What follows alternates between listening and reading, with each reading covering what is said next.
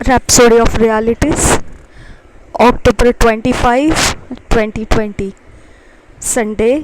आज rhapsody of realities जो हम 25 अक्टूबर 2020 रविवार आज के दिन पास्टर क्रिस ओयाखिलोमे के द्वारा दिया गया आज का जो मैसेज है, संदेश है पवित्र वचन के आधार से, उसका टॉपिक विषय जो है unveiling the Christ life in you. मसीही जीवन हमारे अंदर खोल देना, ये आज का विषय है। और यह विषय कोलोसियंस 1 चैप्टर 27 में से लिया गया है। समझाने के लिए वचन कोलोसियों की पत्री 1 अध्याय 27 वचन को लिया गया है। इंग्लिश में ये वचन ऐसा कहता है, To whom God would make known what is the riches of the glory of this mystery among the Gentiles, which is Christ in you, the hope of glory. कोलोसियों की पत्री 1 अध्याय 27 वचन इस प्रकार से कहता है, जिन पर परमेश्वर ने प्रकट करना चाहा कि उन्हें ज्ञात हो कि अन्य जातियों में उस भेद की महिमा का मूल्य क्या है, और वह यह है कि मसीह जो महिमा की आशा है तुम में रहता है।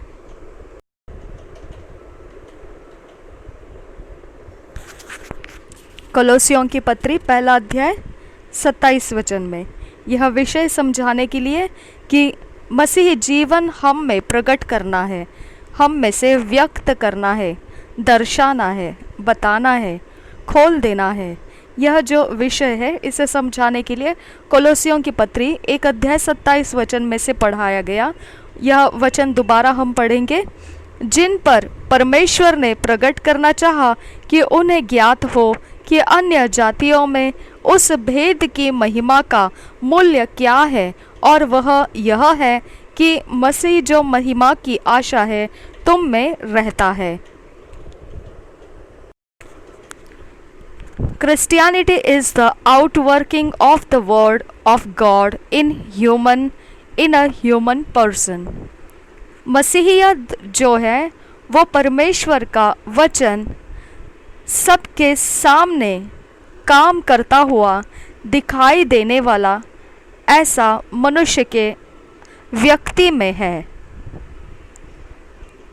परमेश्वर का वचन मनुष्य व्यक्ति में मसीहियत दिखाता है।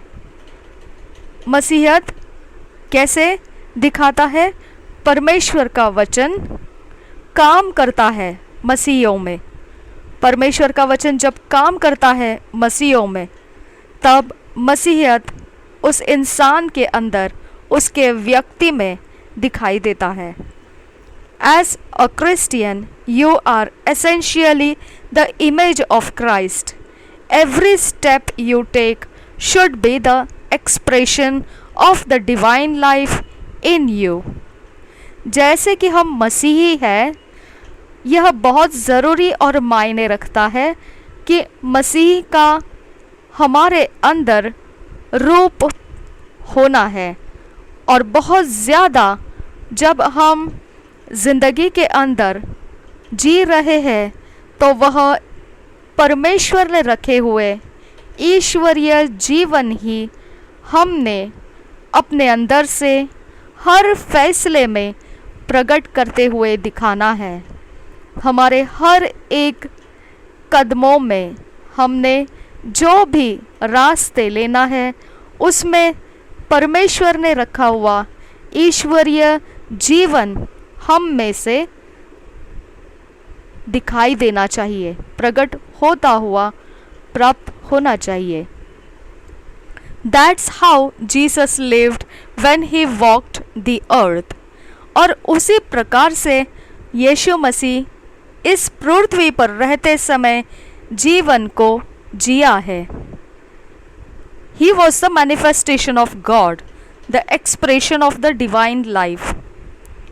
वह परमेश्वर को प्रकट करता और ईश्वरीय जीवन उसके अंदर से प्रकट रहता था। You are Christ alive to your world, your family, workplace, neighborhood, city, and country. In that place where you are the Christ that they see. आप मसीह हो, जो मसीह आपके अंदर आप जी रहे हैं, वही आपके अंदर से मसीह दुनिया के लिए, परिवार के लिए, हमारे काम की जगहों के लिए और हमारे पड़ोसियों के लिए, हमारे शहर के लिए और हमारे राष्ट्र के लिए हम अपने अंदर से मसीह को जीवित रहने के लिए देते हैं।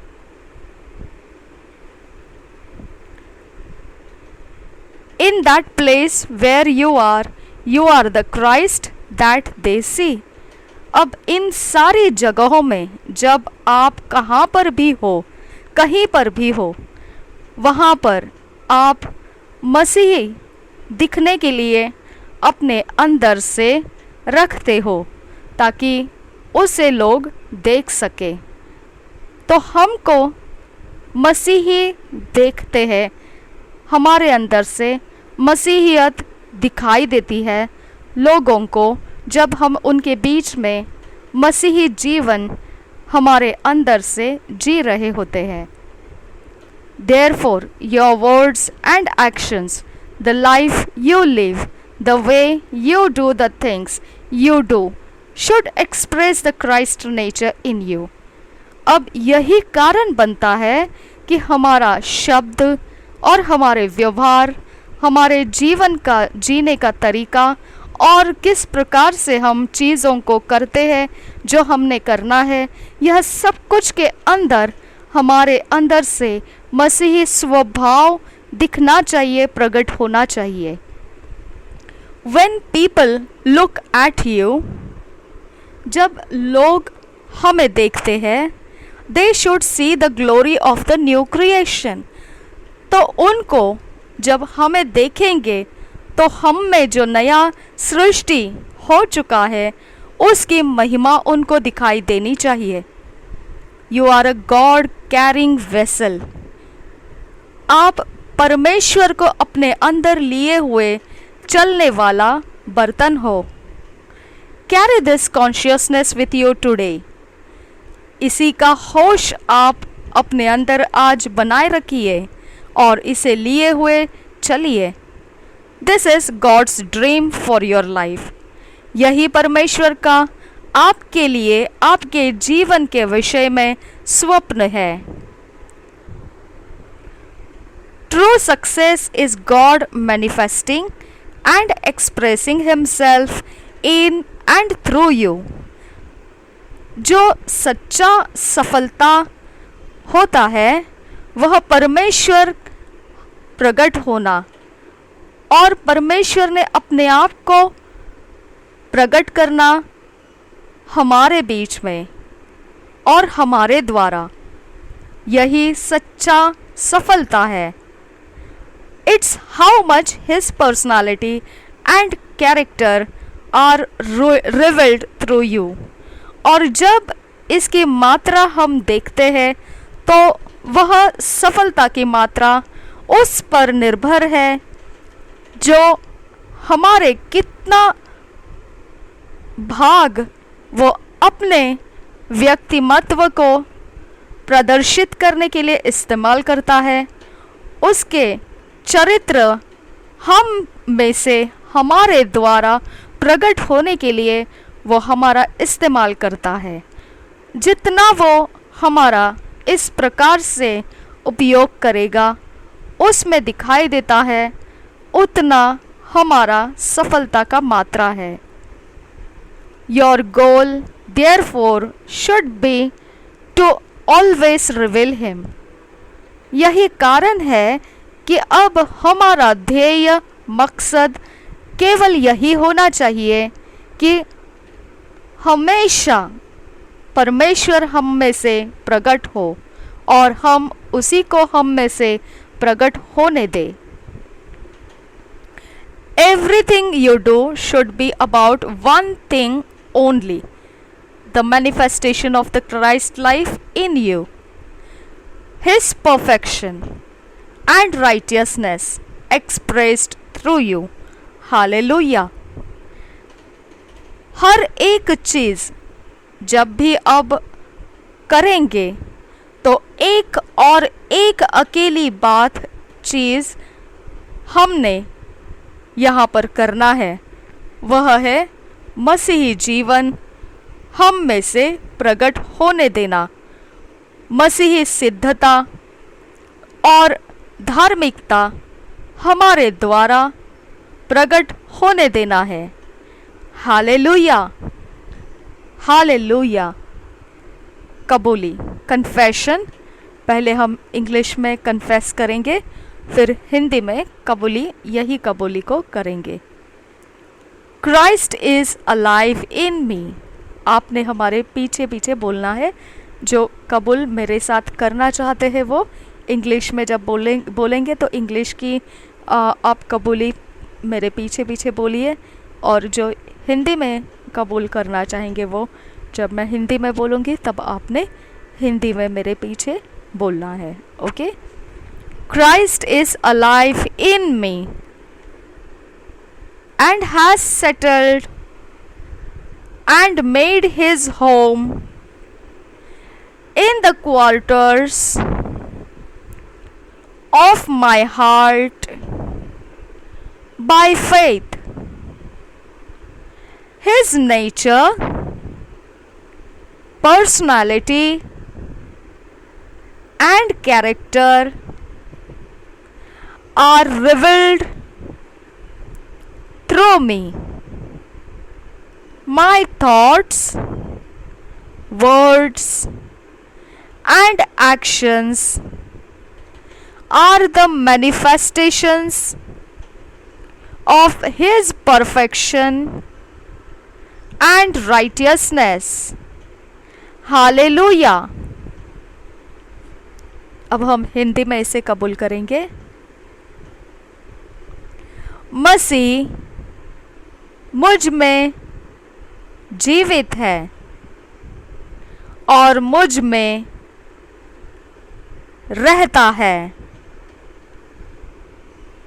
उसने उसका घर मेरे हृदय में किया है उसके विश्वास के द्वारा। उसका स्वभाव, व्यक्तिमत्व और चरित्र मुझ में से मेरे द्वारा प्रकट होता है। मेरे सोचों में, शब्दों में और कार्यों में प्रकट होता है उसकी सिद्धता और धार्मिकता। हालेलुया। आज जो वचन हमको दिया गया है वह 2 कोरिन्थियंस 6 चैप्टर 16th वर्स और Romans 8th chapter 19th verse. हम पहले हिंदी में इंग्लिश में पढ़ेंगे फिर हिंदी में पढ़ेंगे। 2 कोरिन्थियों 6 अध्याय 16 वचन और रोमियो की पत्री 8 अध्याय 19 वचन। 2 Corinthians 6 chapter 16th verse. And what agreement hath the temple of God with idols? For ye are the temple of the living God, as God hath said, I will dwell in them, and walk in them, and I will be their God, and they shall be my people. हम हिंदी में पढ़ेंगे। 2 कोरिन्थियों 6 अध्याय 16 वचन। और मूर्तियों के साथ परमेश्वर के मंदिर का क्या संबंध, क्योंकि हम तो जीवते परमेश्वर के मंदिर हैं। जैसा परमेश्वर ने कहा है, मैं उनमें बसूंगा और उनमें चला फिरा करूंगा, और मैं उनका परमेश्वर होऊंगा और वे मेरे लोग होंगे। Romans 8th chapter 19th verse. For the earnest expectation of the creature waiteth for the manifestation of the sons of God. Romeo की पत्री 8 अध्याय 19 वचन। क्योंकि सृष्टि बड़ी आशा भरी दृष्टि से परमेश्वर के पुत्रों के प्रकट होने की बाट जोह रही है। 1 ईयर बाइबल रीडिंग प्लान, 1 साल का बाइबल रीडिंग प्लान में 2 Timothy 1 chapter 1 to 18th verse and Jeremiah 17 and 18 chapter. 1 साल के बाइबल रीडिंग प्लान में 2 तिमोथी 1 अध्याय का 1 से 18 वचन और यिर्मयाह 17 और 18 अध्याय। 2 Timothy 1st chapter 1 to 18th verse. Paul's love to Timothy. He exhorted him not to be ashamed of the gospel. First verse से पढ़ेंगे। Paul, an apostle of Jesus Christ, by the will of God, according to the promise of life which is in Christ Jesus, to Timothy, my dearly beloved son, grace, mercy, and peace from God the Father and Christ Jesus our Lord. I thank God, whom I serve from my forefathers with pure conscience, that without ceasing I have remembrance of thee in my prayers night and day, greatly desiring to see thee, being mindful of thy tears, that I may be filled with joy, when I call to remembrance the unfeigned faith that is in thee, which dwelt first in thy grandmother Lois and thy mother Eunice, and I am persuaded that in thee also.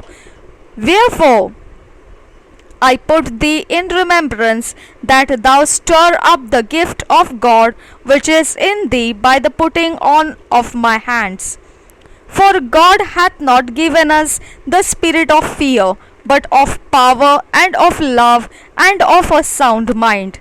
Be not thou therefore ashamed of the testimony of our Lord, nor of me his prisoner, but be thou partaker of the afflictions of the gospel according to the power of God, who hath saved us and called us with an holy calling, not according to our works, but according to his own purpose and grace, which was given us in Christ Jesus before the world began, but is now made manifest by the appearing of our Saviour Jesus Christ, who hath abolished death and hath brought life and immortality to light through the gospel, whereunto I am appointed a preacher and an apostle and a teacher of the Gentiles.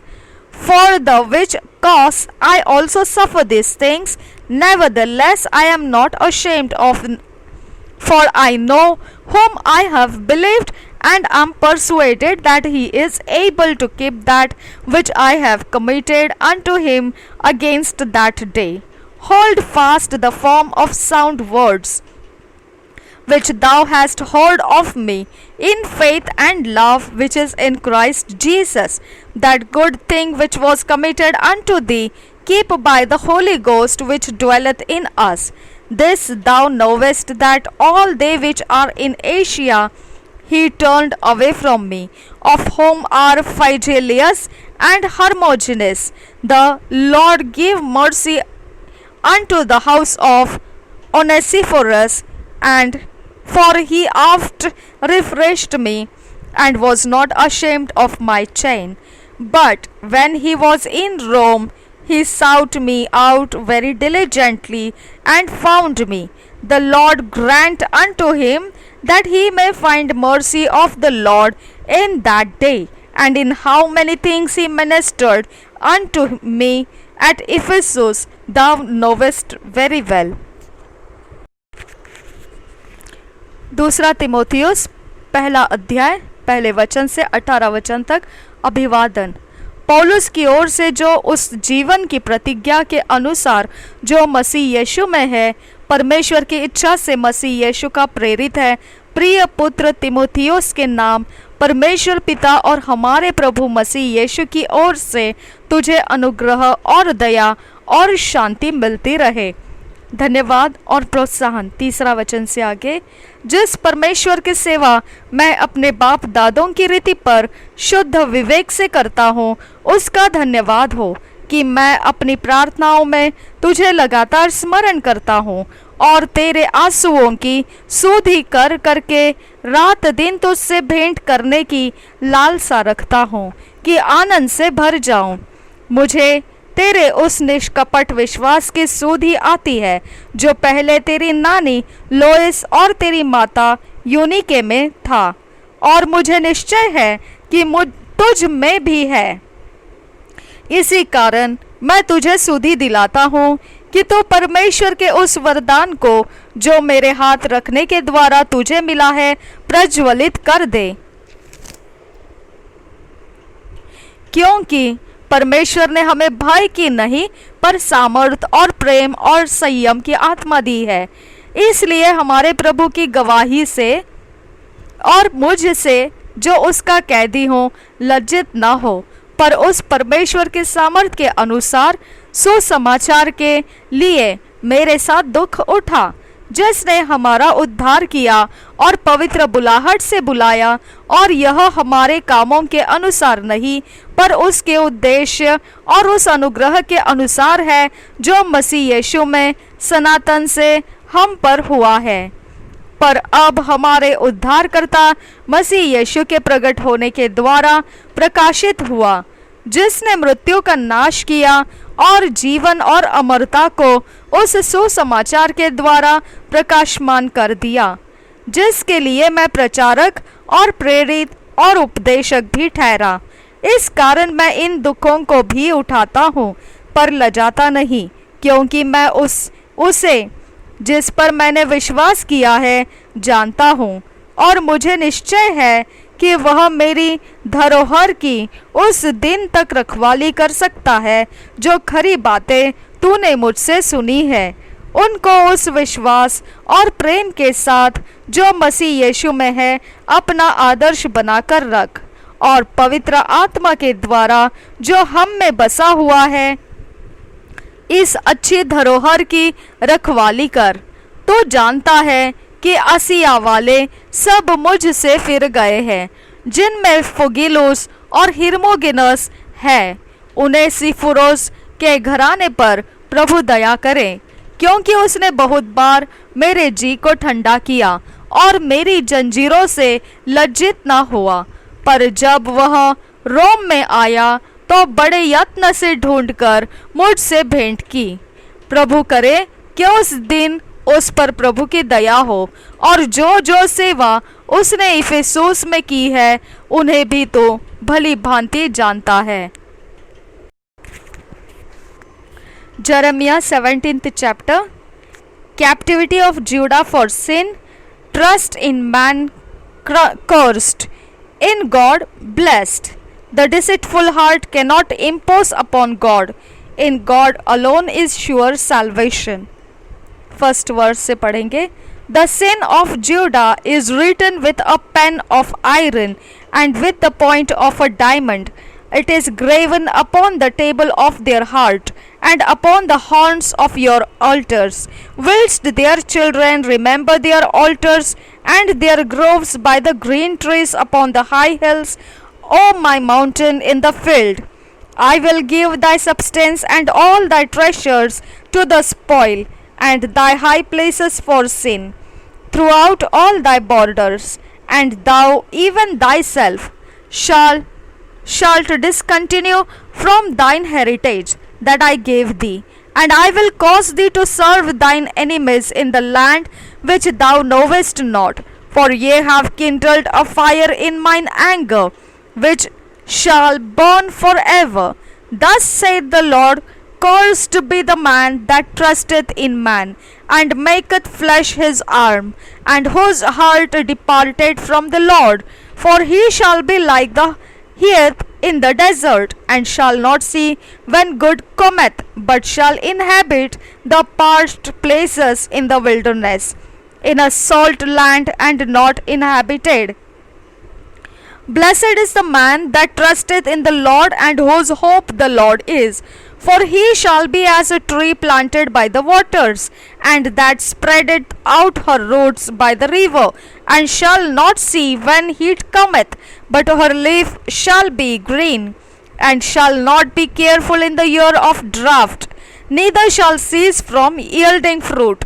The heart is deceitful above all things, and desperately wicked. Who can know it? I, the Lord, search the heart. I try the reins, even to give every man according to his ways, and according to the fruit of his doings. As the partridge sitteth on eggs, and hateth them not, so he that getteth riches, and not by right, shall leave them in the midst of his days, and at his end shall be a fool. A glorious high throne from the beginning is the place of our sanctuary. O Lord, the hope of Israel, all that forsake thee shall be ashamed, and they that depart from me shall be written in the earth, because they have forsaken the Lord, the fountain of living waters. Heal me, O Lord, and I shall be healed. Save me, and I shall be saved, for thou art my praise. Behold, they say unto me, Where is the word? Where is the word of the Lord? Let it come now. As for me, I have not hastened from being a pastor to follow thee, neither have I desired the woeful day. Thou knowest that which came out of my lips was right before thee. Be not a terror unto me. Thou art my hope in the day of evil. Let them be confounded that persecute me, but let not me be confounded. Let them be dismayed, but let not me be dismayed. Bring upon them the day of evil, and destroy them with double destruction. Thus saith the Lord unto me, Go and stand in the gate of the children of the people, whereby the kings of Judah come in, and by the which they go out, and in all the gates of Jerusalem, and say unto them, Hear ye the word of the Lord, ye kings of Judah, and all Judah, and all the inhabitants of Jerusalem that enter in by these gates. Thus saith the Lord, Take heed to yourselves, and bear no burden on the Sabbath day, nor bring it in by the gates of Jerusalem. Neither carry forth a burden out of your houses on the Sabbath day. Neither do ye any work, but hallow ye the Sabbath day, as I commanded your fathers. But they obeyed not, neither inclined their ear, but made their neck stiff, that they might not hear, nor receive instruction. And it shall come to pass, if ye diligently hearken unto me, saith the Lord, to bring in no burden through the gates of this city on the Sabbath day, but hallow the Sabbath day, to do no work therein. Then shall there enter into the gates of this city kings and princes sitting upon the throne of David, riding in chariots and on horses, they and their princes, the men of Judah and the inhabitants of Jerusalem, and the city shall remain forever. And they shall come from the cities of Judah, and from the places about Jerusalem, and from the land of Benjamin, and from the plain, and from the mountains, and from the south, bringing burnt offerings, and sacrifices, and meat offerings, and incense, and bringing sacrifices of praise unto the house of the Lord. But if ye will not hearken unto me, to hallow the Sabbath day, and not to bear a burden, even entering in at the gates of Jerusalem on the Sabbath day, then will I kindle a fire in the gates thereof, and it shall devour the palaces of Jerusalem, and it shall not be quenched. Chapter 18. under the type of a potter. God shows his absolute power and disposing of nations. First verse से पढ़ेंगे. The word which came to Jeremiah from the Lord, saying, Arise and go down to the potter's house, and there I will cause thee to hear my words. Then I went down to the potter's house, and behold, he wrought a work on the wheels, and the vessel that he made of clay was marred in the hand of the potter. So he made it again another vessel, as seemed good to the potter to make it. Then the word of the Lord came to me, saying, O house of Israel, cannot I do with you as this potter? Saith the Lord, Behold, as the clay is in the potter's hand, so are ye in mine hand. O house of Israel, at what instant I shall speak concerning a nation and concerning a kingdom, to pluck up and to pull down and to destroy it. If that nation against whom I have pronounced turn from their evil, I will repent of the evil that I thought to do unto them. And at what instant I shall speak concerning a nation and concerning a kingdom, to build and to plant it. If it do evil in my sight, that it obey not my voice, then I will repent of the good wherewith I said I would benefit them. 11th verse आगे पढ़ते हैं. Now therefore go to speak to the men of Judah and to the inhabitants of Jerusalem, saying, Thus saith the Lord, Behold, I frame evil against you, and devise a device against you. Return ye now every one from his evil way, and make your ways and your doings good. And they said, There is no hope, but we will walk after our own devices, and we will every one do the imagination of his evil heart. Therefore thus saith the Lord, Ask ye now among the heathen, who hath heard such things? The virgin of Israel had done a very horrible thing. Will a man leave the snow of Lebanon, which cometh from the rock of the field? Or shall the cold flowing waters that come from another place be forsaken? Because my people hath forgotten me, they have burned incense to vanity, and they have caused them to stumble in their ways from the ancient paths, to walk in paths, in a way not cast up, to make their land desolate and a perpetual hissing. Every one that passeth thereby shall be astonished and wag his head. I will scatter them as with an east wind before the enemy. I will shew them the back and not the face in the day of their calamity. Then said they, Come and let us devise devices against Jeremiah, for the law shall not perish from the priest, nor counsel from the wise, nor the word from the prophet. Come and let us smite him with the tongue, and let us not give heed to any of his words.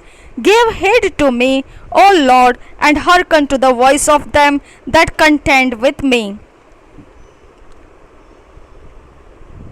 Shall evil be recompensed for good? For they have digged a pit for my soul. Remember that I stood before thee to speak good for them, and to turn away thy wrath from them. Therefore deliver up their children to the famine, and pour out their blood by the force of the sword, and let their wives be bereaved of their children, and be widows, and let their men be put to death. Let their young men be slain by the sword in battle. Let a cry be heard from their houses, when thou shalt bring a troop suddenly upon them. For they have digged a pit to take me, and hid snares for my feet. Yet, Lord, thou knowest all their counsel against me, to slay me. Forgive not their iniquity, neither blot out their sin from thy sight, but let them be overthrown before thee. Deal thus with them in the time of thine anger। Jeremiah की भविष्यवाणी 17 अध्याय, यहूदा का पाप और उसका दंड। पहले वचन से पढ़ेंगे। यहूदा का पाप लोहे की टांकी और हीरे की नोक से लिखा हुआ है। वह उनके हृदय रूपी पटिया और उनकी वेदियों के सींगों पर भी खुदा हुआ है। उनकी वेदियां और अशेरा नामक देवियां जो हरे पेड़ों के पास और ऊंचे टीलों के ऊपर है, वे उनके लड़कों को भी स्मरण रहती है। हे मेरे पर्वत, तू जो मैदान में है, तेरी धन संपत्ति और भंडार मैं तेरे पाप के कारण लूट जाने दूंगा, और तेरी पूजा के ऊंचे स्थान भी जो तेरे देश में पाए जाते हैं। तू अपने ही दोष के कारण अपने उस भाग का अधिकारी न रहने पाएगा जो मैंने तुझे दिया है, और मैं ऐसा करूंगा कि तू अनजाने देश में अपने शत्रुओं की सेवा करेगा, क्योंकि तूने मेरे क्रोध की आग ऐसी भड़काई है जो सर्वदा जलती रहेगी। कुछ नीति वचन 5 वचन से आगे। यहोवा यूं कहता है, श्रापित है वह पुरुष जो मनुष्य पर भरोसा रखता है और उसका सहारा लेता है, जिसका मन यहोवा से भटक जाता है। वह निर्जल देश के अधमरे पेड़ के समान होगा और कभी भलाई न देखेगा। वह निर्जल और निर्जन तथा लोन छाई भूमि पर बसेगा। धन्य है वह पुरुष जो यहोवा पर भरोसा रखता है, जिसने परमेश्वर को अपना आधार माना हो। वह उस वृक्ष के समान होगा जो नदी के किनारे लगा हो और उसकी जड़ जल के पास फैली हो। जब धूप होगी तब उसको न लगेगी, उसके पत्ते हरे रहेंगे और सूखे वर्ष में भी उनके विषय में कुछ चिंता न होगी, क्योंकि वह तब भी फलता रहेगा। मन तो सब वस्तुओं से अधिक धोखा देने वाला होता है, उसमें असाध्य रोग लगा है, उसका भेद कौन समझ सकता है। मैं यहोवा मन की खोजता और हृदय को जांचता हूँ, ताकि प्रत्येक जन को उसकी चाल चलन के अनुसार अर्थात उसके कामों का फल दूं। जो अन्याय से धन बटोरता है वह उस तितर के समान होता है जो दूसरी चिड़िया के दिए हुए अंडों को सेती है। उसकी आधी आयु में ही वह उस धन को छोड़ जाता है और अंत में वह मूढ़ ही ठहरता है। हमारा पवित्र आराधनालय आदि से ऊंचे स्थान पर रखे हुए एक तेजोमय सिंहासन के समान है। हे यहोवा, हे इस्राएल के आधार, जितने तुझे छोड़ देते हैं वे सब लज्जित होंगे। जो तुझसे भटक जाते हैं उनके नाम भूमि ही पर लिखे जाएंगे, क्योंकि उन्होंने बहुत बहते जल के सोते यहोवा को त्याग दिया है। यरमिया द्वारा सहायता की याचना 14 वचन से आगे। हे यहोवा, मुझे चंगा कर, तब मैं चंगा हो जाऊंगा। मुझे बचा, तब मैं बच जाऊंगा, क्योंकि मैं तेरी ही स्तुति करता हूँ। सुन, वे मुझसे कहते हैं, यहोवा का वचन कहाँ रहा, वह अभी पूरा हो जाए। परंतु तू मेरा हाल जानता है। मैंने तेरे पीछे चलते हुए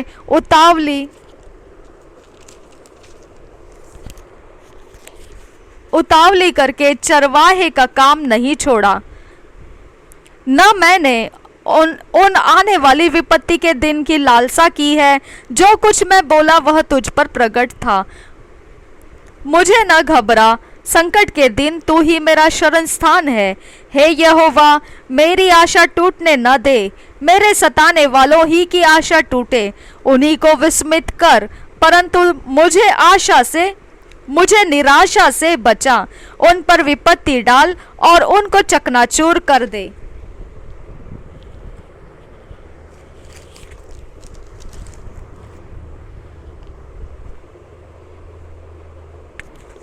विश्राम दिवस का पालन 19 वचन से आगे। यहोवा ने मुझसे यूं कहा, जाकर सदर फाटक में खड़ा हो, जिससे यहूदा का राजा वरन यरूशलेम के सब रहने वाले भीतर बाहर आया जाया करते हैं, और उनसे कहे, हे यहूदा के राजाओं और सब यहूदियों, हे यरूशलेम के सब निवासियों और सब लोगों जो इन फाटकों में से होकर भीतर जाते हो, यहोवा का वचन सुनो। यहोवा यूं कहता है, सावधान रहो, विश्राम के दिन कोई बोझ मत उठाओ और न कोई बोझ यरूशलेम के फाटकों के भीतर ले आओ। विश्राम के दिन अपने अपने घर से भी कोई बोझ बाहर मत ले जाओ और न किसी रीति का काम काज करो, वरन उस आज्ञा के अनुसार जो मैंने तुम्हारे पुरखाओं को दी थी, विश्राम के दिन को पवित्र माना करो। परंतु उन्होंने न सुना और न कान लगाया, परंतु इसके विपरीत हठ किया कि न सुने और ताड़ना से भी न माने। परंतु यदि तुम सचमुच मेरी सुनो, यहोवा की यह वाणी है, और विश्राम के दिन इस नगर के फाटकों के भीतर कोई बोझ न ले आओ और विश्राम दिन को पवित्र मानो और उसमें किसी रीति का कामकाज न करो, तब तो दाऊद की गद्दी पर विराजमान राजा, रथों और घोड़ों पर चढ़े हुए हकीम और यहूदा के लोग और यरूशलेम के निवासी इस नगर के फाटकों से होकर प्रवेश किया करेंगे और यह नगर सर्वदा बसा रहेगा। लोग होम बलि, मेल बलि, अन्न बलि, लोबान और धन्यवाद बलि लिए हुए यहूदा के नगरों से और यरूशलेम के आसपास से, बिन्यामीन के देश और नीचे के देश से, पहाड़ी देश और दक्षिण देश से यहोवा के भवन में आया करेंगे। परंतु यदि तुम मेरी सुनकर विश्राम के दिन को पवित्र न मानो और उस दिन यरूशलेम के फाटकों से बोझ लिए हुए प्रवेश करते रहो, तो मैं यरूशलेम के फाटकों में आग लगाऊंगा और उससे यरूशलेम के महल भी भस्म हो जाएंगे और वह आग फिर न बुझेगी। 18 अध्याय पहले वचन से। यिर्मयाह कुम्हार के घर में। यहोवा की ओर से यह वचन यिर्मयाह के पास पहुंचा, उठ और कुम्हार के घर जा और वहां मैं तुझे अपने वचन सुनाऊंगा। इसलिए मैं कुम्हार के घर गया और क्या देखा कि वह चाक पर कुछ बना रहा है। जो मिट्टी का बर्तन वह बना रहा था वह बिगड़ गया। तब उसने उसी का दूसरा बर्तन अपनी समझ के अनुसार बना दिया। तब यहोवा का यह वचन मेरे पास पहुंचा, हे इस्राएल के घराने, यहोवा की यह वाणी है कि इस कुम्हार के समान तुम्हारे साथ क्या मैं भी काम नहीं कर सकता। देख, जैसे मिट्टी कुम्हार के हाथ में रहती है, वैसे ही है इस्राएल के घराने, तुम भी मेरे हाथ में हो। जब मैं किसी जाति या राज्य के विषय कहूँ कि उसे उखाड़ूंगा या ढा दूंगा अथवा नष्ट करूंगा, तब यदि उस जाति के लोग जिसके विषय मैंने यह बात कही हो अपनी बुराई से फिरे, तो मैं उस विपत्ति के विषय जो मैंने उन पर डालने की ठानी हो पछताऊंगा। और जब मैं किसी जाति या राज्य के विषय कहूँ कि मैं उसे बनाऊंगा और रोपूंगा, तब यदि वे उस काम को करे जो मेरी दृष्टि में बुरा है और मेरी बात न माने, तो मैं उस भलाई के विषय जिसे मैंने उनके लिए करने को कहा हो पछताऊंगा। इसलिए अब तो यहूदा और यरूशलेम के निवासियों से यह कह, यहोवा यूं कहता है, देखो, मैं तुम्हारी हानि की युक्ति और तुम्हारे विरुद्ध प्रबंध कर रहा हूँ। इसलिए तुम अपने अपने बुरे मार्ग से फिरो और अपना अपना चाल चलन और काम सुधारो। परंतु वे कहते हैं, ऐसा नहीं होने का, हम तो अपनी ही कल्पनाओं के अनुसार चलेंगे और अपने बुरे मन के हठ पर बने रहेंगे। लोगों ने परमेश्वर को त्याग दिया। 13 वचन से आगे। इस कारण प्रभु यहोवा यूं कहता है, जाति जाति से पूछ कि ऐसी बातें क्या कभी किसी के सुनने में आई है? इस्राएल की कुमारी ने जो काम किया है उसके सुनने से रोम रोम खड़े हो जाते हैं। क्या लबानोन का हिम जो चट्टान पर से मैदान में बहता है बंद हो सकता है? क्या वह ठंडा जल जो दूर से बहता है कभी सूख सकता है? परंतु मेरी प्रजा मुझे भूल गई है। वे निकम्मी वस्तुओं के लिए धूप जलाते हैं। उन्होंने अपने प्राचीन काल के मार्गों में ठोकर खाई है और राजमार्ग छोड़कर पगडंडियों में भटक गए हैं। इससे उनका देश ऐसा उजाड़ हो गया है कि लोग उस पर सदा ताली बजाते रहेंगे, और जो कोई उसके पास से चले वह चकित होगा और सिर हिलाएगा। मैं उनको पुरवाई से उड़ाकर शत्रु के सामने तितर बितर कर दूंगा। उनकी विपत्ति के दिन मैं उनको मुंह नहीं परंतु पीठ दिखाऊंगा। यिर्मयाह की हत्या का षड्यंत्र। 18 वचन से आगे। तब वे कहने लगे, चलो यिर्मयाह के विरुद्ध युक्ति करें, क्योंकि न याजक से व्यवस्था, न ज्ञानी से सम्मति, न भविष्यद्वक्ता से वचन दूर होंगे। आओ हम उसकी कोई बात पकड़कर उसका नाश कराए और फिर उसकी किसी बात पर ध्यान न दे। हे यहोवा, मेरी ओर ध्यान दे और जो लोग मेरे साथ झगड़ते हैं उनकी बातें सुन। क्या भलाई के बदले में बुराई का व्यवहार किया जाए, तो इस बात का स्मरण कर कि मैं उनकी भलाई के लिए तेरे सामने प्रार्थना करने को खड़ा हुआ, जिससे तेरी जलजलाहट उन पर से उतर जाए। और अब उन्होंने मेरे प्राण लेने के लिए गड्ढा खोदा है, इसीलिए उनके बाल बच्चों को भूख से मरने दे, वे तलवार से कट मरे और उनकी स्त्रियां निर्वंश और विधवा हो जाए। उनके पुरुष मरी से मरे और उनके जवान लड़ाई में तलवार से मारे जाए। जब तो उन पर अचानक शत्रु दल चढ़ाए, तब उनके घरों से चिल्लाहट सुनाई दे, क्योंकि उन्होंने मेरे लिए गड्ढा खोदा और मुझे फंसाने को फंदे लगाए हैं। हे यहोवा, तो उनकी सब युक्तियां जानता है जो वे मेरी मृत्यु के लिए करते हैं। इस कारण तो उनके इस अधर्म को न ढांप, न उनके पाप को अपने सामने से मिटा। वे तेरे देखते ही ठोकर खाकर गिर जाए। अपने क्रोध में आकर उनसे इसी प्रकार का व्यवहार कर। 2 साल का Bible reading, 2 year Bible reading plan जो है उसमें हेब्रियोस 12 चैप्टर 14 to 29 वर्स और एजेकियल 24 चैप्टर। 2 साल के बाइबल रीडिंग प्लान में इब्रानी की पत्री 12 अध्याय 14 से 29 वचन तक और यहेजकेल की भविष्यवाणी उसका 24 अध्याय। हम 12 अध्याय का 14 से 29 वचन पढ़ेंगे। Follow peace with all men and holiness, without which no man shall see the Lord, looking diligently lest any man fail of the grace of God, lest any root of bitterness springing up trouble you, and thereby many be defiled. हम ये जो इब्रानी की पत्री को पढ़ रहे हैं, इंग्लिश के बाद में हम इसे हिंदी में भी पढ़ने वाले हैं, यही सेम अध्याय सेम वचन को। ये किंग जेम्स वर्जन में से हम पढ़ते जा रहे हैं। अभी हम 16 वचन में जा रहे हैं। उसके आगे, lest there be any fornicator or profane person as Esau, who for one morsel of meat sold his birthright. For ye know how that afterward, when he would have inherited the blessing, he was rejected. For he found no place of repentance, though he sought it carefully with tears. For ye are not come unto the mount that might be touched, and that burned with fire, nor unto blackness and darkness and tempest, and the sound of a trumpet, and the voice of words, which voice they that heard entreated that the world should not be spoken to them any more. For they could not endure that which was commanded. And if so much as a beast touch the mountain, it shall be stoned or thrust through with a dart. And so terrible was the sight that Moses said, I exceedingly fear and quake.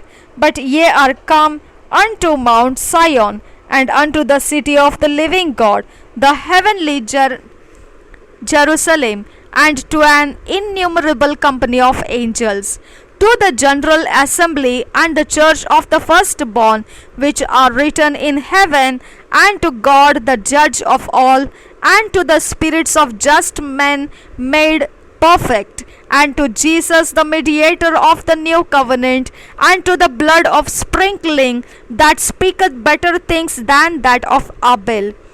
See that ye refuse not him that speaketh. For if they escapeth not who refused him that spake on earth, much more shall not we escape, if we turn away from him that speaketh from heaven. Whose voice then shook the earth, but now he hath promised, saying, Yet once more I shake not the earth only, but also heaven. And this word, yet once more, signifieth the removing of those things that are shaken, as of things that are made, that those things which cannot be shaken may remain. Wherefore, we receiving a kingdom which cannot be moved, let us have grace whereby we may serve God as acceptably with reverence and godly fear. For our God is a consuming fire. इब्रानी की पत्री 12 अध्याय 14 से 29 वचन तक पूरा करेंगे। सबसे मेल मिलाप रखो और उस पवित्रता के खोजी हो जिसके बिना कोई प्रभु को कदापि न देखेगा। ध्यान से देखते रहो, ऐसा न हो कि कोई परमेश्वर के अनुग्रह से वंचित रह जाए या कोई कड़वी जड़ फूट कर कष्ट दे और उसके द्वारा बहुत से लोग अशुद्ध हो जाए। ऐसा न हो कि कोई जन व्यभिचारी या एसाव के समान अधर्मी हो, जिसने एक बार के भोजन के बदले अपने पहलौठे होने का पद बेच डाला। तुम जानते हो कि बाद में जब उसने आशीष पानी चाही तो अयोग्य गिना गया और आंसू बहा बहा कर खोजने पर भी मन फिराव का अवसर उसे न मिला। तुम तो उस पहाड़ के पास जो छुआ जा सकता था और आग से प्रज्वलित था और काली घटा और अंधेरा और आंधी के पास और तुरही की ध्वनि और बोलने वाले के ऐसे शब्द के पास नहीं आए, जिसके सुनने वालों ने विनती की कि अब हमसे और बातें न की जाए, क्योंकि वे उस आज्ञा को न सह सके। यदि कोई पशु भी पहाड़ को छुए तो उस पर पथराव किया जाए। और वह दर्शन ऐसा डरावना था कि मूसा ने कहा, मैं बहुत डरता और कांपता हूँ। पर तुम सिय्योन के पहाड़ के पास और जीवते परमेश्वर के नगर स्वर्गीय यरूशलेम के पास और लाखों स्वर्गदूतों और उन पहलोठों की साधारण सभा और कलीसिया जिनके नाम स्वर्ग में लिखे हुए हैं और सबके न्यायी परमेश्वर के पास और सिद्ध किए हुए धर्मियों की आत्माओं और नए वाचा के मध्यस्थ यीशु और छिड़काव के उस लहू के पास आए हो, जो हाबिल के लहू से उत्तम बातें कहता है। सावधान रहो और उस कहने वाले से मुंह न फेरो, क्योंकि वे लोग जब पृथ्वी पर के चेतावनी देने वाले से मुंह मोड़कर न बच सके, तो हम स्वर्ग पर से चेतावनी देने वाले से मुंह मोड़कर कैसे बच सकेंगे। उस समय तो उसके शब्द ने पृथ्वी को हिला दिया, पर अब उसने यह प्रतिज्ञा की है, एक बार फिर मैंने केवल पृथ्वी को वरन आकाश को भी हिला दूंगा। एक बार फिर मैं न केवल पृथ्वी को वरन आकाश को भी हिला दूंगा। और यह वाक्य एक बार फिर इस बात को प्रकट करता है कि जो वस्तुएं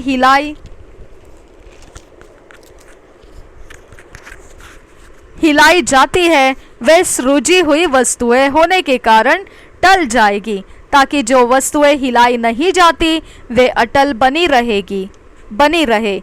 इस कारण हम इस राज्य को पाकर जो हिलने का नहीं कृतज्ञ हो और भक्ति और भय सहित परमेश्वर की ऐसी आराधना करे जिससे वह प्रसन्न होता है, क्योंकि हमारा परमेश्वर भस्म करने वाली आग है। Ezekiel 34th chapter, Ezekiel 24th chapter, chapter 24. By a boiling pot is shown Jerusalem's destruction. First verse से पढ़ेंगे। Again in the 9th year, in the 10th month, in the 10th day of the month, the word of the Lord came unto me, saying, Son of man, write thee the name of the day. Even of this same day, the king of Babylon set himself against Jerusalem this same day, and utter a parable unto the rebellious house, and say unto them, Thus saith the Lord God, set on a pot, set it on, and also pour water into it. Gather the pieces thereof into it, even every good piece, the thigh and the shoulder, fill it with the choice bones. Take the choice of the flock and burn also the bones under it, and make it boil well, and let them seethe the bones of it therein. Wherefore, thus saith the Lord God, woe to the bloody city, to the pot whose scum is therein, and whose scum is not gone out of it. Bring it out piece by piece, let no lot fall upon it. For her blood is in the midst of her. She set it upon the top of the rock, she poured it not upon the ground, to cover it with dust, that it might cause fury to come up to take vengeance. I have set her blood upon the top of a rock, that it should not be covered. Therefore thus saith the Lord God, woe to the bloody city. I will even make the pile for fire great.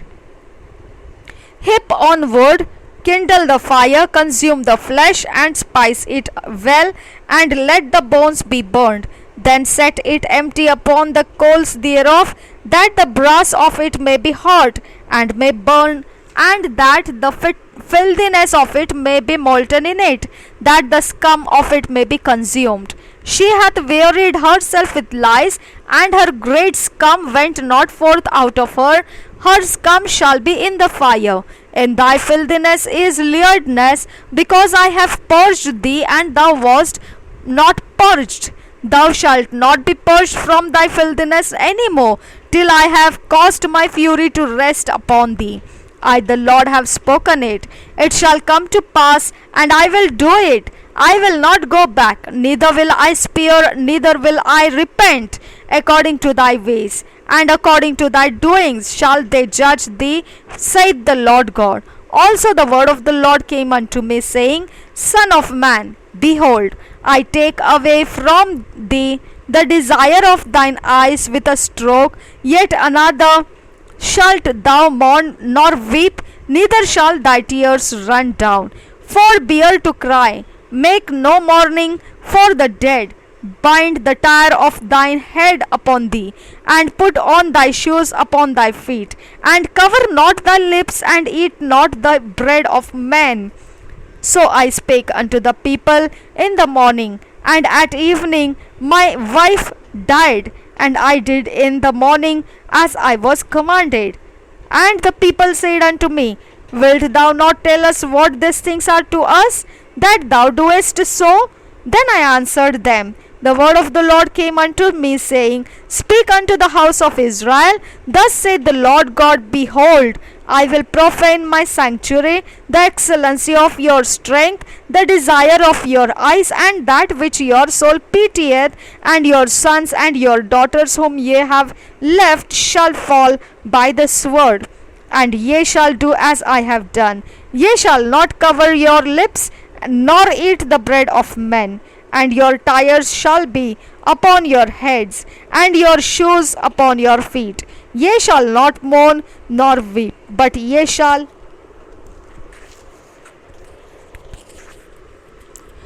pine away for your iniquities, and mourn one toward another. Thus Ezekiel is unto you a sign. According to all that he had done shall ye do, and when this cometh, ye shall know that I am the Lord God.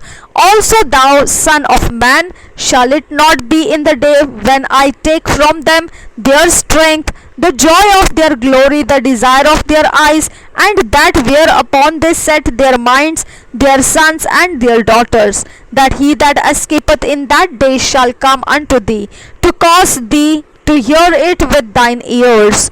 In that day shall thy mouth be open to him which is escaped, and thou shalt speak and be no more dumb, and thou shalt be a sign unto them, and they shall know that I am the Lord. Jeremiah की भविष्यवाणी 24 अध्याय। अंजीर से भरे यहेजकेल की भविष्यवाणी 24 अध्याय। यहेजकेल की भविष्यवाणी 24 अध्याय। खौलता हुआ हंडा। पहले वचन से पढ़ेंगे। 9वें वर्ष के 10वें महीने के 10वें दिन को यहोवा का यह वचन मेरे पास पहुंचा। हे मनुष्य के संतान, आज का दिन लिख रख, क्योंकि आज ही के दिन बेबीलोन के राजा ने यरूशलेम आ घेरा है। इस बलवई घराने से यह दृष्टांत कह, प्रभु यहोवा कहता है, हंडे को आग पर रख दो, उसे रखकर उसमें पानी डाल दो, तब उसमें जांग, कंधा और सब अच्छे अच्छे टुकड़े बटोर कर रखो और उसे उत्तम उत्तम हड्डियों से भर दो। झुंड में से सबसे अच्छे पशु लेकर उन हड्डियों को हंडे के नीचे ढेर करो और उनको भली भांति पकाओ, ताकि भीतर की हड्डियां भी पक जाए। इसलिए प्रभु यहोवा यूं कहता है, हाय उस हत्यारी नगरी पर, हाय उस हंडे पर जिसका मोर्चा उसमें बना है और छूटा नहीं, उसमें से टुकड़ा टुकड़ा करके निकाल लो, उस पर चिट्ठी न डाली जाए, क्योंकि उस नगरी में किया हुआ खून उसमें है। उसने उसे भूमि पर डालकर धूल से नहीं ढांपा, परंतु नंगी चट्टान पर रख दिया। इसलिए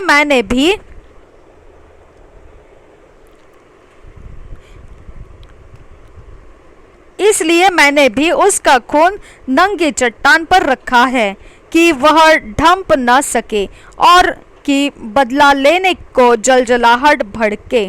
प्रभु यहोवा यूं कहता है, हाय उस खूनी नगरी पर, मैं भी ढेर को बढ़ा करूंगा और अधिक लकड़ी डाल और आग को बहुत तेज कर, मांस को भली भांति पका और मसाला मिला और हड्डियां भी जला दो। तब हंडे को छूछा करके अंगारों पर रख, जिससे वह गर्म हो और उसका पीतल जले और उसमें का मैल गले और उसका मोर्चा नष्ट हो जाए। मैं उसके कारण परिश्रम करते करते थक गया, परंतु उसका भारी मोर्चा उससे छूटता नहीं, उसका मोर्चा आग के द्वारा भी नहीं छूटता। हे नगरी, तेरी अशुद्धता महापाप की है। मैं तो तुझे शुद्ध करना चाहता था, परंतु तू शुद्ध नहीं हुई। इस कारण जब तक मैं अपनी जलजलाहट तुझ पर शांत न कर लूं, तब तक तो फिर शुद्ध न की जाएगी। मुझ यहोवा ही ने यह कहा है और वह हो जाएगा। मैं ऐसा ही करूंगा, मैं तुझे न छोड़ूंगा, न तुझ पर तरस खाऊंगा, न पछताऊंगा। तेरे चाल चलन और कामों ही के अनुसार तेरा न्याय किया जाएगा। प्रभु यहोवा की यही वाणी है। यहेजकेल की पत्नी की मृत्यु। 15 वचन से आगे, यहोवा का यह भी वचन मेरे पास पहुंचा। हे मनुष्य के संतान, देख, मैं तेरी आंखों की प्रिय को मारकर तेरे पास से लेने पर हूँ, परंतु न तू रोना पीटना और न आंसू बहाना। लंबी सांसें ले तो ले, परंतु वे सुनाई न पड़े। मरे हुओं के लिए भी विलाप न करना। सिर पर पगड़ी बांधे और पांवों में जूती पहने रहना, और न तो अपने होठ को ढांपना, न शोक के योग्य रोटी खाना। तब मैं सवेरे लोगों से बोला और सांझ को मेरी स्त्री मर गई। तब सवेरे मैंने आज्ञा के अनुसार किया। तब लोग मुझसे कहने लगे, क्या तू हमें न बताएगा कि यह जो तू करता है, इसका हम लोगों के लिए क्या अर्थ है? मैंने उनको उत्तर दिया, यहोवा का यह वचन मेरे पास पहुंचा। तो इस्राएल के घराने से कहे, प्रभु यहोवा यूं कहता है, देखो, मैं अपने पवित्र स्थान को जिसके गढ़ होने पर तुम फूलते हो और जो तुम्हारी आंखों का चाहा हुआ है और जिसको तुम्हारा मन चाहता है, उसे मैं अब पवित्र करने पर हूँ। और अपने जिन बेटे बेटियों को तुम वहाँ छोड़ आए हो, वे तलवार से मारे जाएंगे। जैसा मैंने किया है वैसा ही तुम लोग करोगे। तुम भी अपने होंठ न ढांपोगे, न शोक के योग्य रोटी खाओगे। तुम सिर पर पगड़ी बांधे और पांवों में जूती पहने रहोगे। न तुम रोवोगे, न छाती पीटोगे, वरन अपने अधर्म के कामों में फंसे हुए गलते जाओगे और एक दूसरे की ओर कराहते रहोगे। इस रीति यहोजकेल तुम्हारे लिए चिन्ह ठहरेगा।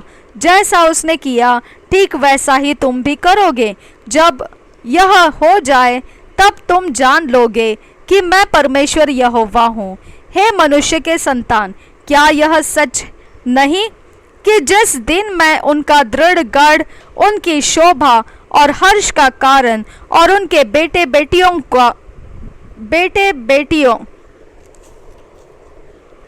जो उनकी शोभा, उनकी आंखों का आनंद और मन की चाह है, उनको मैं उनसे ले लूंगा।